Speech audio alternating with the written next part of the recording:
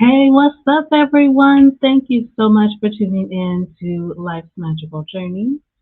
I'm Life, of course, and this is kind of an impromptu live stream we're doing today. I'm super excited, though, so we're just gonna jump right into it, okay? Hey, Six, hey, Leanne. Thank you guys so much for being here. I'm super, super, super excited to talk to you guys about the ladder technique. I don't know if any of you have heard of it or any of you have done it before, but I've done my research. I heard about it actually maybe 2 to 3 weeks ago, and I heard about it from Elmer Locker Jr. He talks about law of assumption and Neville Goddard, and really he only talks about Neville Goddard techniques and different teachings from Neville Goddard. So if you guys are not subscribed to him, if you're interested in that type of stuff, which you obviously are, then you should go over and subscribe to his channel because he has a lot of great stuff. Okay, he has a lot of great videos. So anyway, a couple weeks ago, I was on his channel and hey, Naomi, thanks so much for coming. Hey. Um, so a couple weeks ago, I was on his channel, stumbled across something called the ladder technique. I myself had never heard of it, and honestly, initially, I thought he was saying that you were gonna climb up the ladder like in life. I thought that's where my mind went, where you visualize the ladder and you're gonna end up climbing the ladder in life and just having a better life. I don't know. Initially that's kind of where my mind was going. So as it turns out though, Neville Goddard was very close to his grandfather, and his grandfather told him about this ladder technique. So what it is you on your way to sleep, because we know that programming your subconscious mind on your way to sleep, that kind of in between kind of drowsy stage is a very influential stage to programming your subconscious mind. And hi everybody, I'm just going to keep going. Thank you, Naomi. I'm going to keep going with what I'm saying, and then we're going to just chop it up and talk about it. Okay, so he was saying that on your way to sleep, purposely imagine yourself in front of a ladder, an actual ladder, and to take your imaginary left hand, put it on the ladder. Take your imaginary right hand and put it on the ladder. Like really grab the ladder and imagine yourself holding this ladder, and then visualize yourself climbing up and down this ladder 30 minutes before you go to sleep. So as you fall asleep, that is your thought. You are thinking of climbing up and down this ladder. All right, so then the next thing you do is you take a post-it note. Still have some up around here. You take a post-it note that says, I will not climb a ladder. I have like four of these. I have one on this work computer. I have one on this computer. I have one near my bathroom sink where I brush my teeth. I have one on my piano. So you put it where you spend your most time, right? So you can see it. And it says, I will not climb a ladder. Now, everything in us tells us that we affirm things, right? So initially I was like, where is he going with this? House of X is in the house. Hey, thank you so much for coming to my live. We are talking about the ladder technique right now by Neville Goddard. So you put these little post-it notes around that say, I will not climb a ladder. But every night, for at least 3 nights, Elmer said 7, but for at least 3 nights is what Neville Goddard used to teach. You imagine yourself climbing up and down this ladder. All right, so I did that. Life Insane, hey, welcome. So I did that, and actually the truth is, I I didn't want to climb a ladder. So I only did it for 2 days. But the premise of the technique and the experience or the exercise is it means it's to say that whatever you program into your subconscious mind, so whatever you go to sleep thinking about will come true. No matter if you wake up and you think consciously that's not going to happen, Or you read these notes all throughout your day that say, I will not climb a ladder. My thought was, I really don't want to climb a ladder because that means I'm fixing something. I don't want to fix anything in my house. I don't want anything in the house to go awry. I don't want to have to be up on the roof or anything like that. And so a couple days into it, I had done it 2 nights. Well, a couple days into it, he introduced the rose technique. So he said, okay, there are so many people saying, hey, I climb a ladder all the time. I'm a maintenance guy or this or that. So he was saying, okay, well, you can do a rose technique. He said, take the rose in your mind's eye. You take the rose and you twirl it around. You feel it. You may feel the thorns of the rose. You smell the rose. You just imagine yourself holding a rose. Hey, Miss Lavish, thank you so much for coming through. I appreciate you guys so much. So I decided when I saw that 2 nights into doing the ladder technique, I decided I'm going to do the rose technique because I don't want to climb a ladder. I'm not the ladder type. Like I just don't, right? So that's what I did. I changed it and I started doing the rose technique. So here is can you not see that? So here is my rose. I will not hold a long stem rose. That's what I wrote on this one. And I have several others around the house. So 2 nights into doing the ladder technique, I stopped. Slim, welcome in. Slim knows the soul story because that's my friend. So I talked to him about it. Um, so I stopped doing the ladder technique and I started doing the rose technique. And in my mind, I was sure that I wasn't going to climb a ladder. It wasn't really a big deal to me. I didn't think any two ways about it. But the premise is, no matter what you think, if you go to sleep thinking about this, you're using your subconscious mind and programming it, it will come to pass. So I didn't even bother with that because I was like, well, I didn't do it for 3 days. I didn't do it for 7 days. I just stopped doing it. Hey, Big Daddy, thank you guys so much for coming. And so in my mind, I was like, this is not going to happen, right? Well, I just recently, maybe 2 months ago, like I'm not even exaggerating, I just recently had all my fire alarms replaced in my house. And I don't know if y'all remember hearing the fire alarm because it was going for a while in some of my videos. And so I finally had the maintenance people come. Well, a couple nights ago, I heard the fire alarm going. Like it was beeping, like the battery was dead. And I was like, that's weird. I was like, and I was watching one of Slim's videos and I thought, Slim's battery is going dead in his fire alarm. I just knew it wasn't mine, right? So I was like, this is interesting because I just replaced mine, so it's not mine. But then I go throughout my day and I kept on hearing it at night. And so the next day, sure enough, I found out that it was one of my fire alarms beeping. I was like, this is so weird. But I didn't really think nothing of it. I thought, well, when the fire alarms were beeping and carrying on last time, I had bought some double, or not double, it was the D battery. So I was like, okay, I'm going to go ahead. I'm going to go and grab the ladder and I can fix it. Like I have the batteries and my friend left his ladder over here because he was trying to reach them, but he couldn't because my ceilings are so high. So I go out to the garage. I put on my tennis shoes.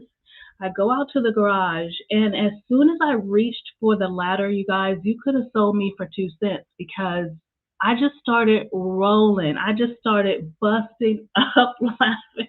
It's still crazy to me because I ended up climbing a ladder. And I, I really had no reason to climb a ladder because there was nothing wrong in the house. But that's how they say it goes. Like something really, really natural is going to come as natural as your life allows, right? And since I work from home and I do everything from home, it has to be something to do with my house and it has to be something I need to reach up high, which is really only my fire alarms. So I really couldn't believe it, but I grabbed the ladder and I'm laughing all the way through the garage and through the laundry room and into my hallway to these fire alarms because I had to climb that ladder. And so, needless to say, this ladder technique, it works. And so, what is the moral of the story is that Neville Goddard's teachings is solid. Even though I didn't have any intentions on climbing a ladder, I even wrote these notes that say I will not climb a ladder. That's part of it because it's you programming your subconscious mind. That's not a conscious decision that you're making. I tried to say consciously, I'm not going to end up climbing a ladder. I don't want to climb a ladder. I didn't do it long enough. I gave all these different reasons and I almost like halfway didn't believe it because in my head, when you affirm against something, it doesn't happen, right? But the premise to something like this is I will not. Your subconscious doesn't know the difference between you being happy about climbing a ladder or you being sad about it. That's why I keep telling you guys when you're talking about wanting wealth, when you're talking about wanting to grow your finances or wanting your soulmate to come into your life, don't talk about being lonely. Don't talk about being broke or not having enough money because your subconscious doesn't know the difference between I will not. All it knows is climb a ladder. All it knows is the premise of what you're thinking and the feelings that you're giving behind it. So something like this, I had no resistance towards. I know you guys have heard of building resistance against what you want. Like if you're talking about your significant other, your specific person, you have resistance. You either don't feel worthy, you don't think they're going to actually come around, you think they're with someone else, or when it comes to money, you don't feel worthy because maybe you didn't grow up in a wealthy household. Maybe you haven't been able to land what you would say is a dream job. But in the end, really, if you're thinking about the lack thereof, if you're thinking about the debts that you owe, or you're thinking about sleeping in your bed alone, then that is what's going to continue to come to you. And that is what this Neville Goddard teaching is all about. It's all about the fact that climb a ladder is the premise. Whether you're thinking it's not going to happen or it is going to happen. Now, I want to open up the chat for what you guys think because like I mentioned, this it kind of goes against some of the things that I've thought and that I've been thinking and living by. Like I'm thinking I need to affirm positively and I still believe that. I don't think like so if I'm counting out $100,000 on my way to sleep because that's next, right? If I can climb a ladder on some random, then I'm definitely gonna use this technique going forward because I didn't even use it with purpose. I just used it. And so if I'm climbing a ladder, if I'm counting out $100,000 on my way to sleep, I'm not gonna in the morning. I'm not gonna write out I don't have $1,000, $100,000 or something like that. I'm not gonna want that. So, but let me know what you guys think. What did you say, Leanne? Exactly. Exactly, Leanne. That's what it is. It's one and the same. Climb a ladder will be the premise. It's like that's your verb. That's the thing that's going to happen. And that's the thing that you're going to subconsciously attract into your life. So I thought this was so much fun. It still has me kind of just laughing and thinking about it because, like I said, I had zero intentions on climbing this ladder. So when it comes to manifestation, that it really is just that easy. It really is you having a lack of resistance towards it too, because I didn't really have resistance towards climbing the ladder or not. I wasn't like, oh my God, this is not going to happen. I really didn't care. It was like, whatever, right? And so I didn't have the resistance built up around it. And that is what I think allowed it to come in and allowed it to come through. Big Sis is in the building. Thank you so much for coming through. I love you just said 100K. I literally just said that number. Slim, we always in sync. Um, yeah, and so a couple other synchronicities happened to me yesterday as well. I was watching a video where this guy said, and this video was done 7 months ago. This guy was talking, it was on a channel that was similar to mine, Sparkle Marie. I don't know if you guys have ever heard me mention her.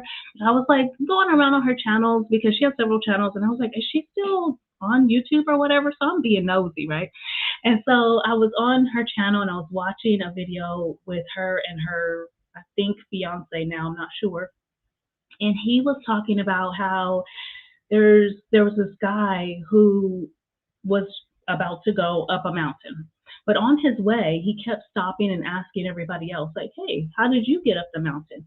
Hey, how did you get up the mountain? What does the mountain look like up there? What is the visual? So he kept asking everyone else's opinions. And so eventually he was like, well, I don't really need to go because I have all these different accounts of how it looks and which different routes to go. And so he wasn't stopping to enjoy the journey. Long story short.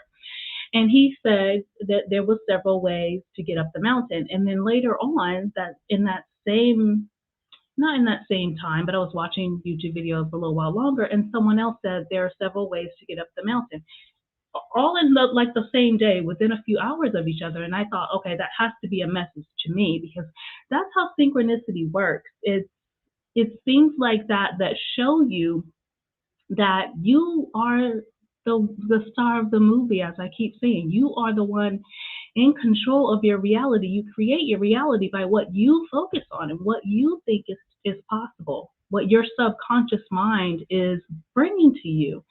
And so that's what I wanted to. Oh, six. I think you kind of missed it. So it's actually about the ladder technique. So I'll briefly just go over it really quickly. Is that you imagine yourself climbing a ladder as you fall asleep. You do it for like 3 to 7 days, and you, in the morning or throughout your week, you look at these notes that say, I will not climb a ladder.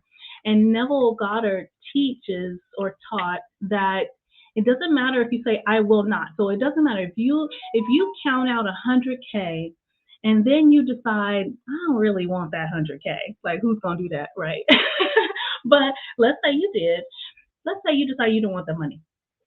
The money's still coming because that is something that you impressed on your subconscious mind. So I encourage you. There's 7 people in the chat right now. Thank you all for being here. I want you guys to pick something. It could be something that you have zero resistance to, like climbing a ladder or holding a long stem rose, or you could jump right into the 100K, whatever you choose. But I'd love it if you guys were to try this technique and then come back and share with me what you feel about it and what you think about it after about a week or so. I have climbed the ladder. Why did I climb the ladder? I am so happy and grateful I climbed the ladder, and I look forward to more ladders coming. Yes, absolutely. And part of that reminds me of the video that me and Happy Nessa did with affirmations. And a lot of people actually use that. Some people, or affirmations is what she called it. But when you ask that question, thank you, Miss Lavish. I appreciate you, girl. When you ask that question, why did I do this XYZ? Why did I climb the ladder? Your subconscious mind automatically looks for the reasons why, and the universe gets busy creating with you the reasons why you ended up climbing that ladder. So you really could use this technique with just about anything as far as I'm concerned. And again, the only difference between what we've already been talking about with programming your subconscious mind through visualization, like on your way to sleep, the only difference is the note saying I will not. So I think that you can leave that out, or you could incorporate that into your manifestation, whatever you're gonna pick to do. If you guys have something in mind that you want to manifest, that you're going to try this technique with, I'd love if you guys would put that down in the comments and tell us what it is. Has anyone ever heard of this ladder technique is what I want to know. I don't know if you guys really frequently visit these types of channels, but this is the first I've heard of it. And I study this stuff. I love Neville Goddard, and I've studied his work for a couple of years now, and I've just never heard of it before. No, you either, House of It.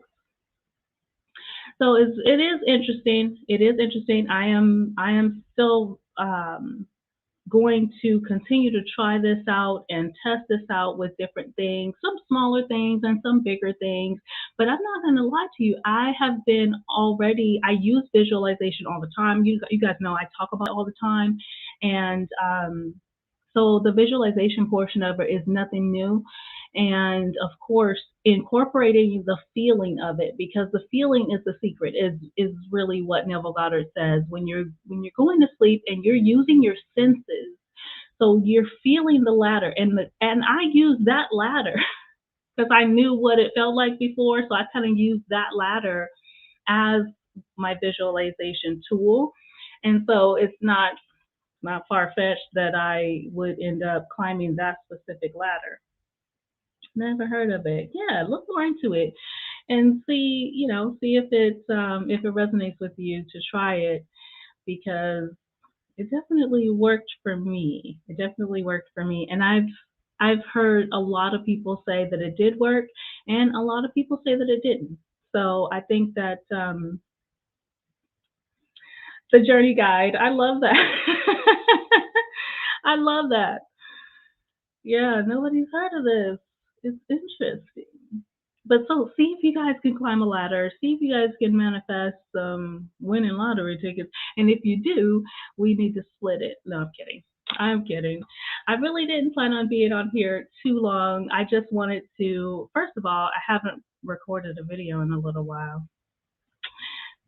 And secondly, I wanted to go live yesterday and share this with you guys as it happened. Oh, let me tell you that second synchronicity, because I want to ask you guys. There's 7 people here. I just want to ask you real quick before y'all head out. Have you ever in your life seen your neighbors bringing home groceries? Have you ever? Because I know in my household, and I don't really have that many people in my household anymore. I used to have a house full because I had like my cousins and stuff living with me. And so when we went and did grocery shopping, we're spending 100 or 2 at least. And everybody in the house comes outside and we all grab the groceries and everything. But someone posed this question: have you ever seen your neighbors bringing in groceries? And I'd like to ask you guys that. Ah, underground parking makes sense. Yes, I'm excited to hear your results, Six. I'm excited for that. Now, has anyone, now even before they would drive in and ride out with a grocery cart, in a cart in the complex elevator? Interesting. But so let me tell you why I'm asking, okay? Because this was, you see, I feel like I'm the only person I see buy groceries in my neighborhood. That was my experience too. Someone asked that in a Facebook group some time ago. And so yesterday, um, I had a couple of doctor's appointments, and one was for my eye. And so I had to have my eye dilated. And so I had my friend come and take me. And we're sitting outside and we're just chit chatting or whatever. And we're talking about Costco, because he was like, "Well, maybe you need a Costco membership," and I was like, "I have a Costco membership," because he's a single person. He don't buy groceries for nobody, so he was talking about how he really didn't need it, but he got a day pass, blah blah blah, and they asked him if he needed a box or not, and he was like, "A box?" Like he didn't know nothing about Costco, right? So, um, hey, what's up, Tech? Thank you so much for coming through. Thank you, thank you. Have you ever seen your neighbors bring in groceries from the store? So anyway, we're sitting here, we're talking about Costco in this box, right? And my neighbors from across the street, they came home and they had groceries and it was in the box from Costco. The lady opened the back door. I wasn't looking, but he was looking this way because he was looking at me, I guess, and they were across the street. And the lady opened the back the back door, and the grocery box and all fell out of the car. And he was like, oh, because he saw something fell, and it was an older lady. And so he was like, oh. And so we both looked, and we both said at the same time, they went to Costco. And we had just been sitting there talking about it. And so, and I told him, like, I have never, ever in my lifetime, ever seen any of my neighbors bring home groceries. And these neighbors, I've been living here 4 years. Four? Wow.